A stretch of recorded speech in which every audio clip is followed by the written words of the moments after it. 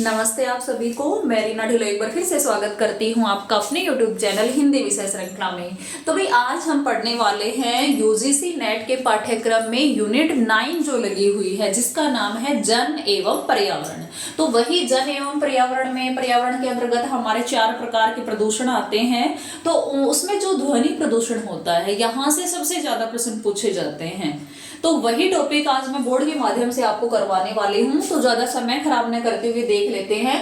जो सामान्य श्रवण होता है, हम किसी चीज को सुनते हैं आराम से, तो वो जो उसको देखो, ध्वनि जो होती है उसको मापने की इकाई होती है डेसिबल। ठीक है, जैसे हम दूरी को किलोमीटर में, मीटर में मापते हैं, जैसे कोई तरल पदार्थ है उसको हम लीटर में मापते हैं, उसी प्रकार से ध्वनि को हम डेसिबल में मापते हैं। ठीक है, अब देखते हैं जो सामान्य श्रवण होता है उसकी जो सीमा होती है 20 डेसिबल होती है।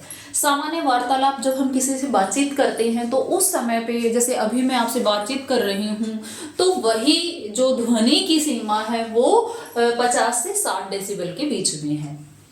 सुनने की क्षमता में गिरावट कब आती है? जब 75 डीबी तक ध्वनि की इकाई पहुंच जाती है कि हमें सुनना बंद हो जाता है। जैसे कोई चिल्लाकर बोल रहा है तो वो हमें समझ में नहीं आता है।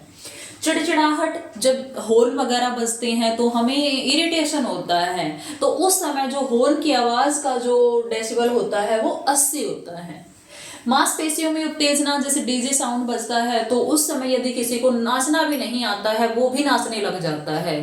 क्या होता है? वो आवाज सुनकर के उसकी मांसपेशियों में उत्तेजना आती है और वो अपने आप को कंट्रोल नहीं कर पाते हैं। तो उस ध्वनि की जो सीमा होती है वो 90 डीबी होती है, अर्थात 90 डेसिबल। उसके बाद में है दर्द की सीमा। हमें कानों में आवाज चुभने लग जाती है, दर्द होने लग जाता है हमारे कानों में बहुत ज्यादा, तो उस समय ध्वनि की जो सीमा होती है वो 120 डीबी होती है। ठीक है, तो एक बड़ा ही इंपॉर्टेंट और आसानी से मैंने आपको समझा दिया है।